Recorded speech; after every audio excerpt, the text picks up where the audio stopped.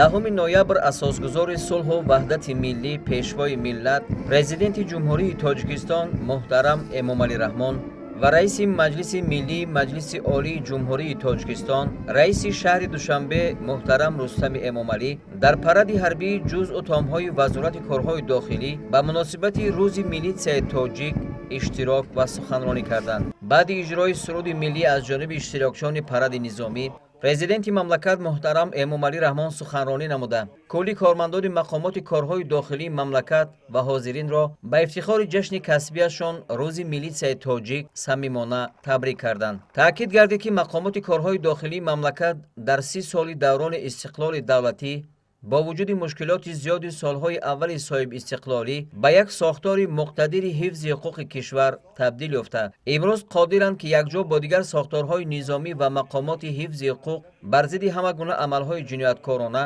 яъне унсурҳое ки ба амнияти суботи дохилии давлату ҷомеа ва умуман зиндагии осудаи мардуми Тоҷикистон хатар эҷод мекунанд, мубориза баранд.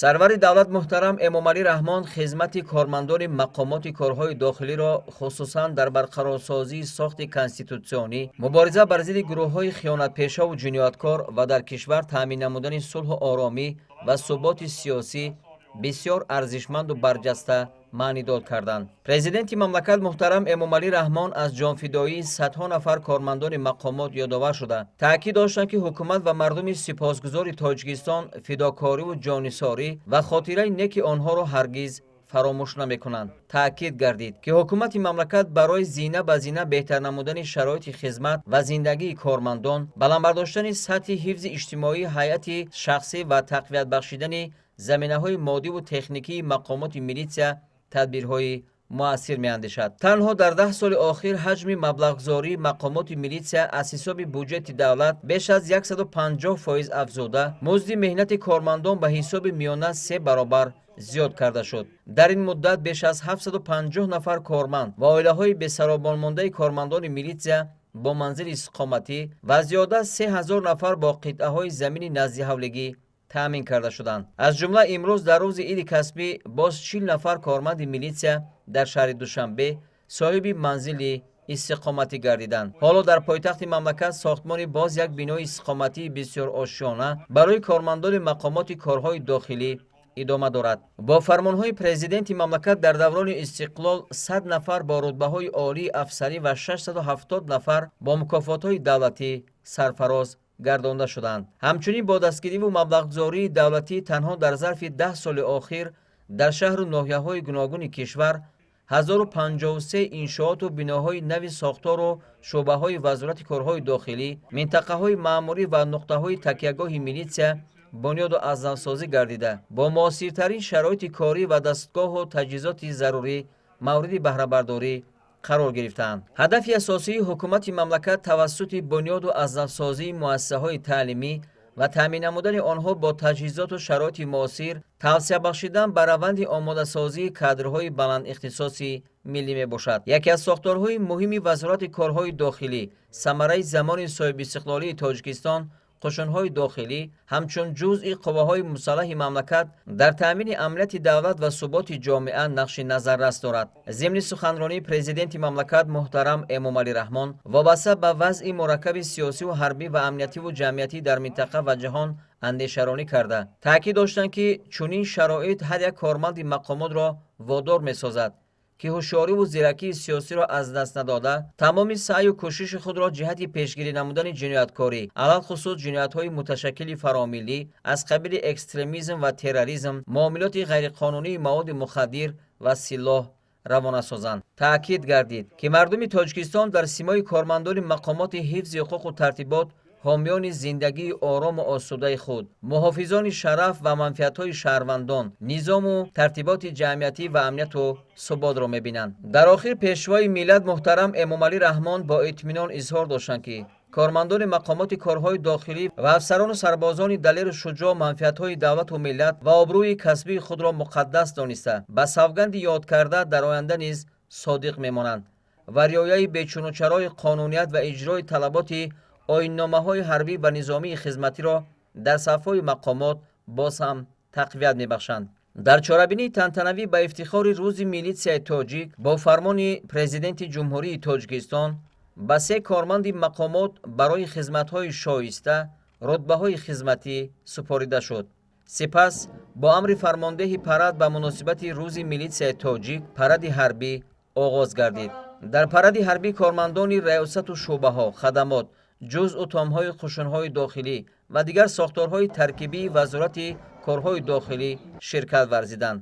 мавриди зикр аст ки дар баробари мардон инчунин занону бонувони тамоми шохаҳои мақомоти корҳои дохилӣ дар паради низомӣ фаъолона иштирок карда бо марши тантанавӣ қадам заданд. ба асосгузори сулҳу ваҳдати миллӣ пешвои миллат сарфармондаи олии қувваҳои мусаллаҳи ҷумҳурии тоҷикистон шараф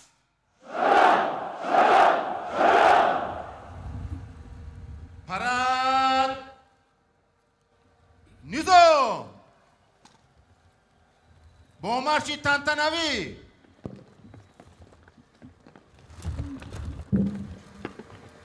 موافقی روتا ها روتای اول رو برو دیگران براز گرد توجه براز در مسافه یک صف بند با قدم مرش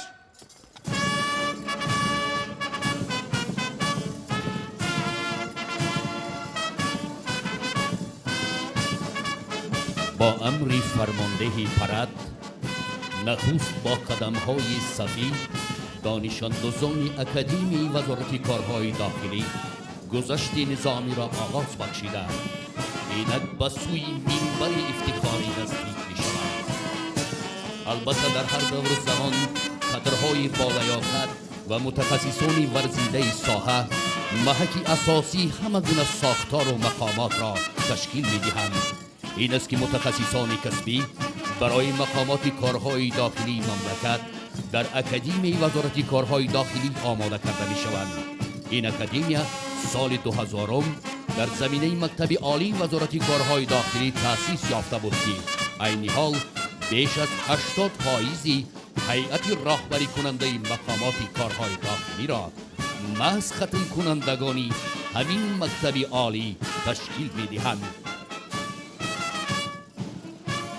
در برابر استادان و کورسانتانی اکادمیا امروز در این پرد حربی هیئت شخصی ریاست شناسنامه‌دهی و بقیه‌گیری، ریاست وزارت کارهای داخلی در نقلیات، ریاست تفتیشاتی و تحقیقی این مقامات، ریاست بازرسی دولتی اتومبیلی، کارمندان ریاست وزارت کارهای داخلی در شهر دوشنبه، سرریاست دولتی آتش نشانی، دسته های اختیاری و ذخیره های وزارت کارهای داخلی، جوانان فعال گروه اوانگارد، خدمات دولتی محافظه وزارت کارهای داخلی، ریاست کافتوکاو جنایتی، واحد مخصوص مقامات کارهای داخلی، کالج آتش نشانی، کالج میلیسیا، جزو تامهای قشونهای داخلی و ریاست واحدهای تعیینات مخصوص این ساختار قدرتی امروز پهلو به پهلو صف کشیده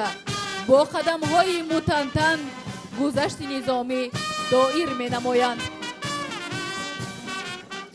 به این مردم ثنا بادا ثنا باد، جنایت در همه عالم فنا باد. برای راحت اهل جماعت میلیسه حامی قانون بقا باد. ای میلیسه منزلت آباد باد، پیکرت پرزور و قلبت شاد باد. باش با انصاف و محبوب همه، کاری تو سرچشمه امداد باد.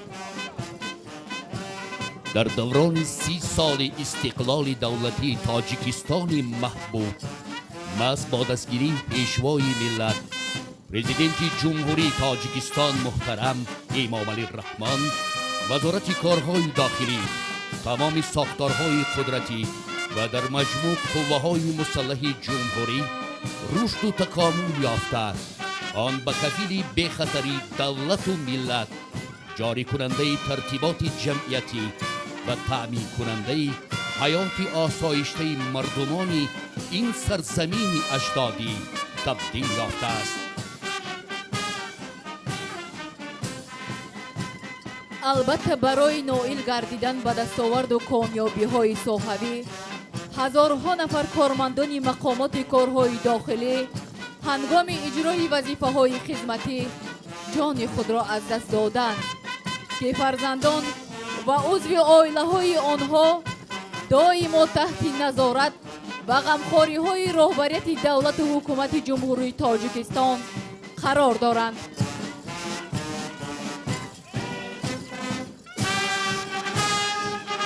با دلی پر ز مهر و وفای وطن شعله بارد ز چشمش صفای وطن، در درفشش ظفر، در قدومش هنر، او قدم میزند در دفاع وطن.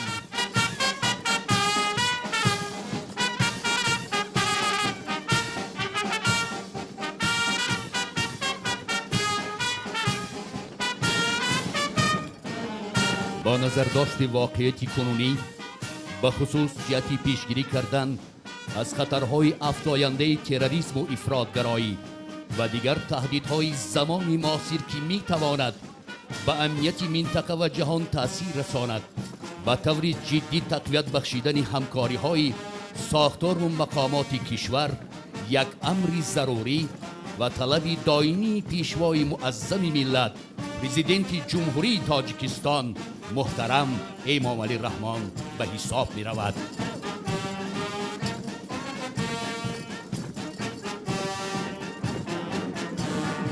همکاری های متقابلا سودمند و ثمره بخش وزارت کارهای داخلی با دیگر ساختارهای قدرتی و مقامات حفظ حقوق مملکت باعث می گردد که حمایه منفعت های دولت و ملت و امنیت تاجیکستانی تازه استقلالمان دائما تأمین گردیده فضای صلح و ثبات پایدار و هدفهای غرضناک افراد بداخلاق و جنایت پیشه عملهای مغرضانه ناتوانبینان دولت و ملتمان سری وقت پیشگیری و بی‌ضرر گردانیده می شود.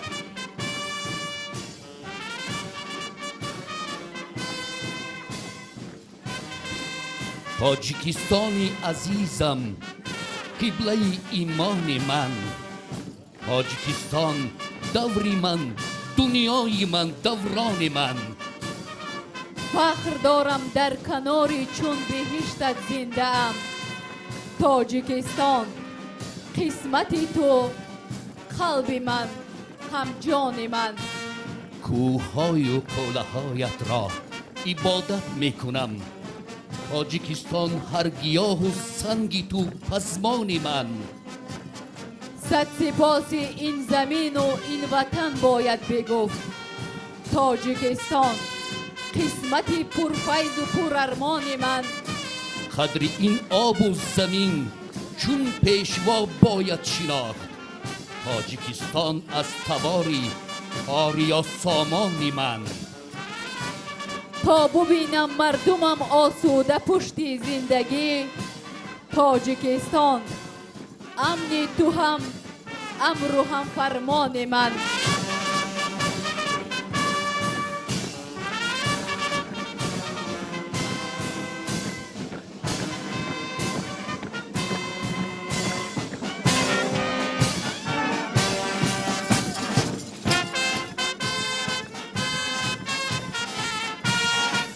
هر یک کارمند مقامات کارهای داخلی ضمن شامل گردیدن به هیئت ساختارهای وزارت کارهای داخلی سوگند یاد نموده قول می‌دهد که تا آخر به خلق خود، وطن و کاری که پیشه کرده است صادق میماند.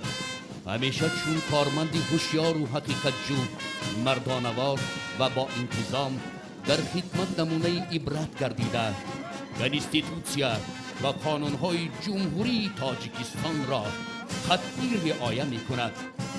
قوت و توانایی خود و حتی در مورد ضروری حیات خود را برای محافظت ساخت جمعیتی و دولتی دریغ نمی‌دارد. قسم به نام مادر و به ملتم، قسم به نام سرور و به دولتم، قسم به قطره های خون پیکرم، قسم به هر مقدسات کشورم. قسم قسم به پرچم و نشانی تو، قسم به مغز ریزه های نانی تو، قسم به عزم خلق صلح پرورم، قسم به سرزمین وحدت آفرم.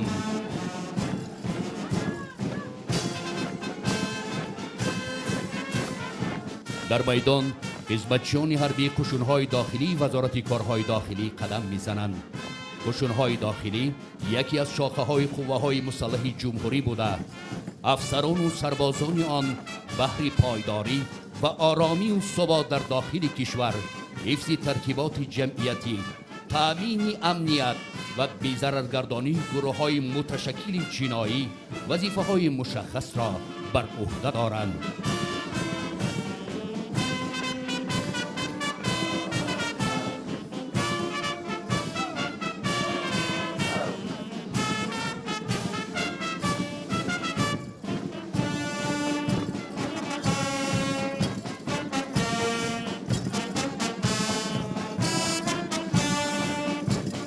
امروز به مناسبت روز میلیسیای تاجیک در این پرد حربی هیئت شخصی ریاست کافتگاه جنایتی وزارت کارهای داخلی جمهوری تاجیکستان نیز در برابر دیگر شاخه‌های ترکیبی این مقامات بلندپایه قدرتی شرکت فعالانه می‌نمایند.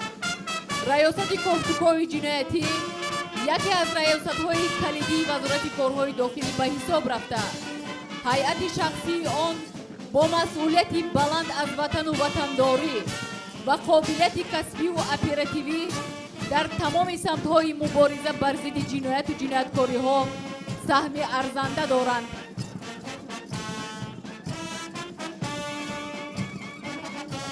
تاجیکستان در جهان موجودی تو موجود من، محتوای تو سرودم ای وجود و بودی من. دوست دارم هر فضای و هم هوای فارمت، سجده آرم سوی تو ای کعبه مقصودی من.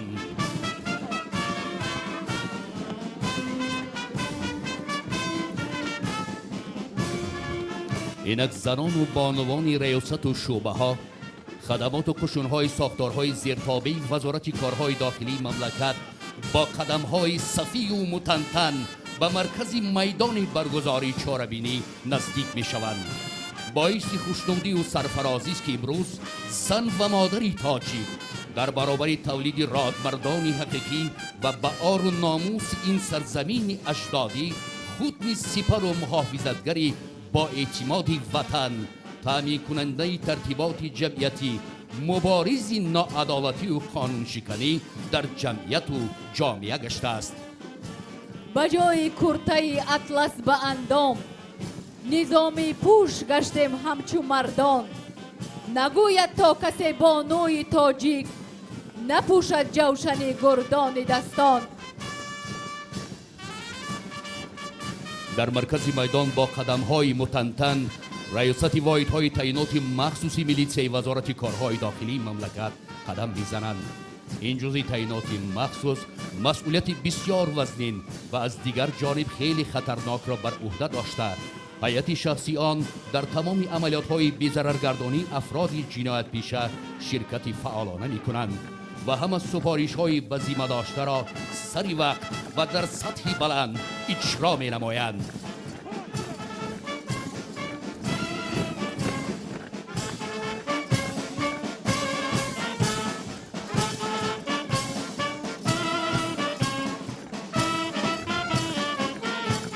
اینک خدمات کینولوگ‌های وزارت کارهای داخلی با سگ‌های خدمتی به مرکز میدان نزدیک می‌شوند.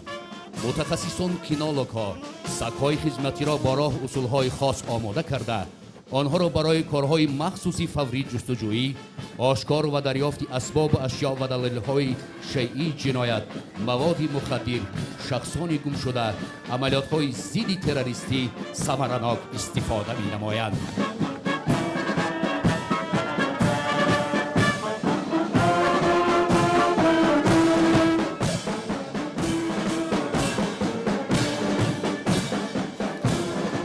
در تلاش آسمانی بی‌غبار، حفظ خلق نیکخواه و نیککار. تو به پا ایستاده شام و سحر، حامی قانون چو یک شب زنده دار. جشن فیروزت مبارک قهرمان، در دیاری بی خزانی تاجکان.